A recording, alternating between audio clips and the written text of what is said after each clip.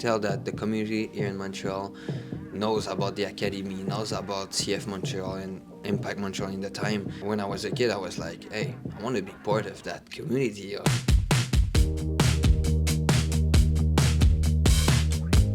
Playing for a country, playing for all the supporters that's coming, the culture, everybody, the country.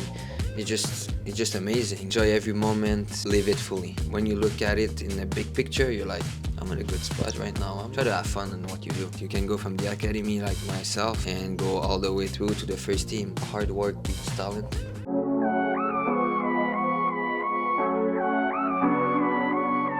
It's interview time.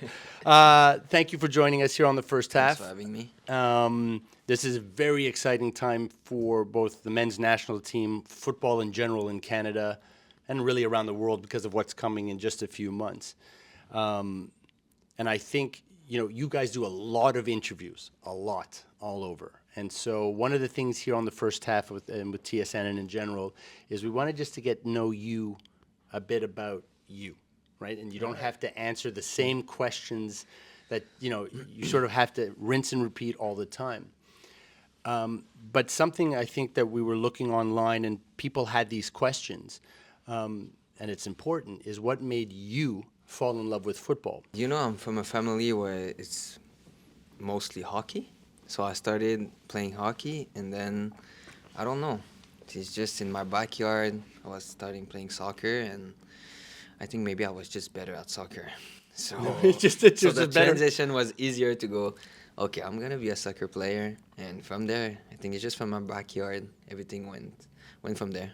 And mom and dad, did they try and teach you or push you into different sports, or was it more of they saw you naturally gravitate and then just, helped you along that path? They were really like, do whatever you want. Yeah. Do the sport that you want. We're going to help you achieve anything that you want. And so I played hockey, I played American football, I played soccer.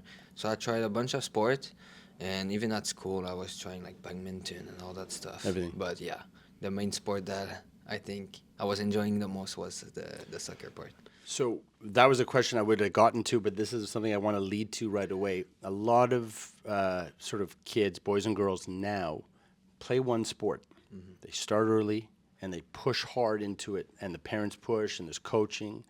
And then it starts to drop off because in their teenage years or at a certain point, like, I think I've had enough. There's been too much pressure put on that boy or girl to just do that one sport. You just said, and that's rare too, because you're not old, that you played lots of sports, which I think, personally, again, I'm not a pro athlete, but it does give you a different sense of movement. Is it better for an athlete today to train in just one sport, or is it really worth multi-disciplines to be able to then find your love, your passion, and then spend, your focus on that? I don't know. Everybody's path is different, but you need to try everything. I feel like when you're a young kid, you just want to have fun. You just want to enjoy the game. Whatever games you're playing, you just want to enjoy it. No pressure about, you need to win or you're just going there. You're going to give your best. You're a kid. You have full energy. So you're going to go in there, give your best on anything that you do. And then when you're older, you know what you like. You know what you like to do or not. So you just have to choose when, there's a center point. You cannot do this until 25, playing 7 sports.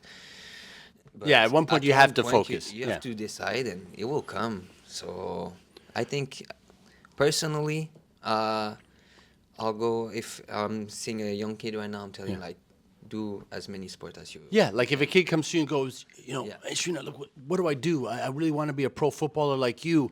And I'm doing 7 days a week camps, and I'm on the weekends, and I'm traveling. Mom and dad are traveling, right? You would say, take a minute, try these shows. No, man, it's important. If he's enjoying it, no problem. Go ahead, have fun. That's it. But what I'm trying to say is just try to have fun in what you do. Yeah. Don't like go there and like, oh no, I don't want to train today. I don't want to be there. You're gonna waste your time basically. True, huh? Yeah, no, that's good. If there's a piece of advice that you've gotten from a coach along the way, again, now you're a pro, so it's different. Now it's business, right? It's technical. Yeah. It's strategy. But earlier on, is there a piece of advice that you would want to make sure for sure that everybody else would hear as well that really helped you, switch a mindset or put you on the path that you are on today? It's one that everybody knows, but it's just that hard work beats talent. Yeah, Yeah, that's great. it's a typical It's one, true, but huh? yeah, it's just a sentence that always comes to my mind when a question like this comes. Yeah, and Yeah. yeah, that's a very. I guess there's no really way to like extend that. That's it. Like that's Yeah. really that's really that's one special thing. And you are gonna pull on that kit. I mean, there's this week. There's the qualifiers. There's the friendlies. It doesn't really matter. I mean, eventually, if everything goes well, you're on the pitch in June. But what does that mean to you to pull on that shirt? And I'm sure that's a very, Team Canada question. But I think all Canadians, or definitely anybody who follows a football club on the national level, would ask the same thing, Yeah. right? What did that mean for you? Um, it means a lot. When I was younger, I always wanted to play at the best level, and this is the best level you can achieve. Playing for your country, playing for all the supporters that's coming, the culture, everybody, the country, it's just amazing. And when you're starting to do well in clubs and looking at football, you know a bit more about it, and you're like, okay, if I want to go a step forward, I need to be there. I want to stay there also because it's not easy. So Yeah, it's one thing to get to it. It's another thing to stay there. exactly, and yeah, it means a lot. I mean, every time I'm here, I can wear this crest, and it's something special. And there's a bunch of guys here. The group is amazing, and it's always a pleasure to come play for my country. Yeah, that's the idea here of the community and sort of the way you did football, working your way up to the pro level, Europe, U.S., the national team. Is that pathway relatively clear, or have you seen a lot of improvement in a kid starting in an academy at the age of, let's say, 11, to then getting to the pro level? Is that path clear, and or is there still a lot of work to be done for that? There's so there's so many different paths. I True. mean, every guy's from here has a different path. You can go from the academy like myself and go all the way through to the first team.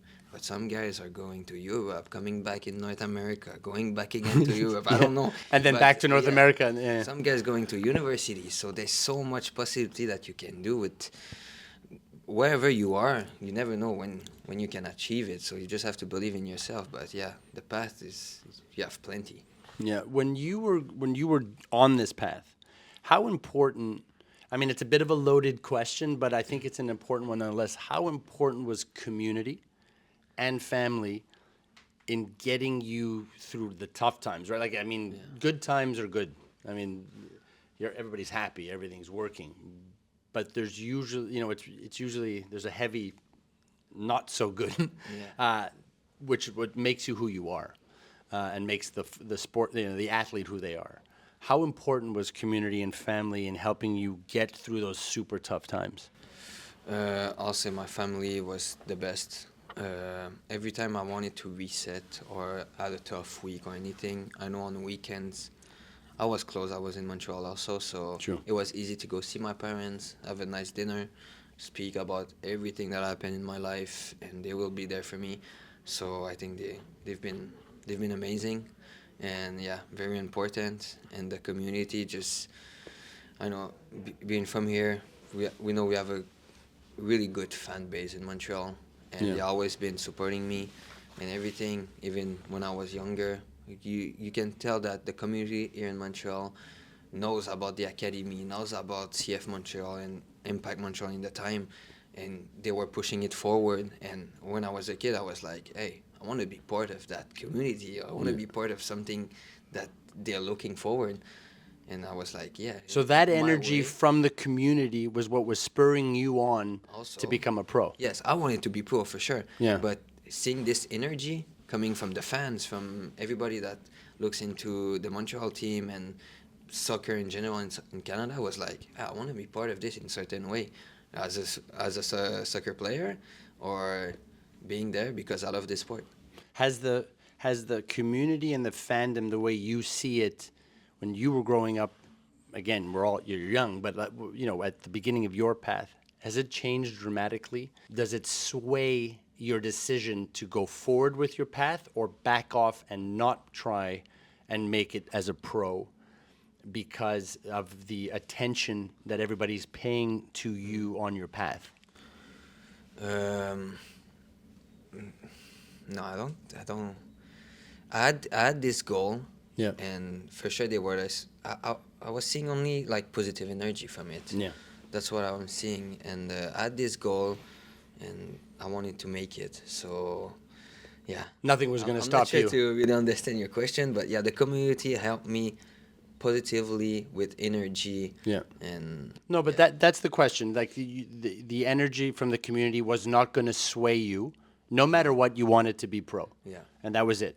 But you were lucky enough that everybody around you was pushing you forward positively. Exactly. Yeah. If you had one thing to say to yourself when you were younger, to your 10-year-old self, let's say, what would you tell your younger self? Enjoy every moment, every time that you have on the pitch and with teammates and everybody in clubs. Like, live it fully. Yeah, it must be hard sometimes not being able to absorb it all. You're running, you're being pushed here. You're running into interviews. We're forcing you to, like kids. Sometimes you're losing a game and the momentum or anything in the club, the vibe in every players is not good. Yeah. But when you look at it in a big picture, you're like, I'm in a good spot right now. I'm having a decent life, and that's why I'm saying, like, enjoy it, put a smile on your face, and every day is a good day. Are there things that you like to do outside of football that help you decompress so that when you're back in it, when you're back in training, gym, food, studying, all of that stuff, is there something you like to do personally when you're not doing football?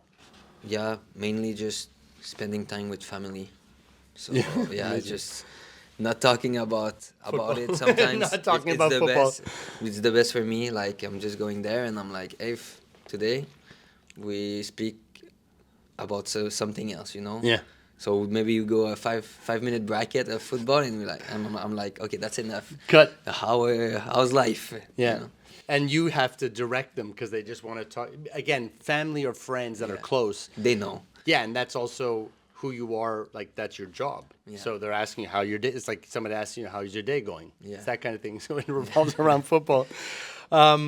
This is now we're going to aim a little more on the not comical, but a little more relaxed. What is one thing you always pack when you go on trips, when you travel? Is there something specific that you need with you on your travels? Not really. I'll say right now my iPad. Okay. Those trips are long. But you got they're long flights. So I have to download videos and movies and all that stuff. Yeah. Amazing. Okay, so look, we're going to go towards the 12 questions now. So it's rapid fire. There's no wrong answer. There's no right answer. You just answer however you want. Sounds good? Okay. Okay. All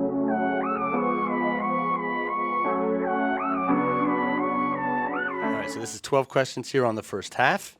Ready? Question one. Oh, no cheating. You can't pre-reading. All right, question one. What is your favorite film? Trois? 3? No, trois.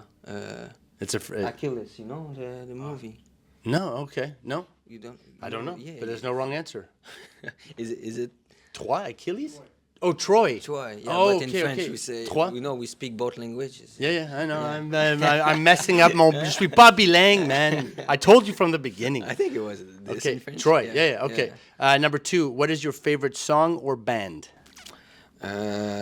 Song. Wow, I'm switching every time, but I'll say right now an artist, Nino. Nice.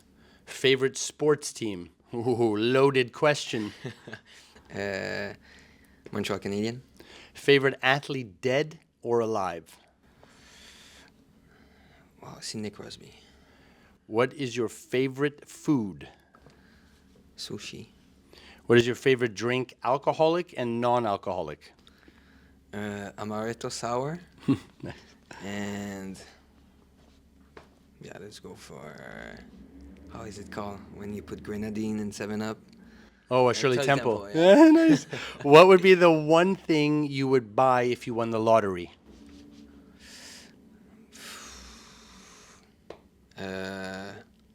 A big field. In that, for your personal. Yeah. I love it. Dream trip. Maybe going like in Asia, doing like all the country over there, Bali, Thailand, all that stuff. That sounds. Japan. Yeah, that's a good trip. Number 9. How do you deal with stress? Like I said, spending time with family. Number 10. Little naughty. Pajamas or no pajamas, sir? No pajamas. Number 11. What is your favorite fashion brand at the moment? Ralph Lauren. Nice. Number 12. Name one thing you could not live without. Family. Yeah, dude, it's Easy, loaded. easy, You got to easy. answer I have that to say- question, man. And then I'm going to ask you for one word to describe football. So football is Passion. amazing. Thank you again, man.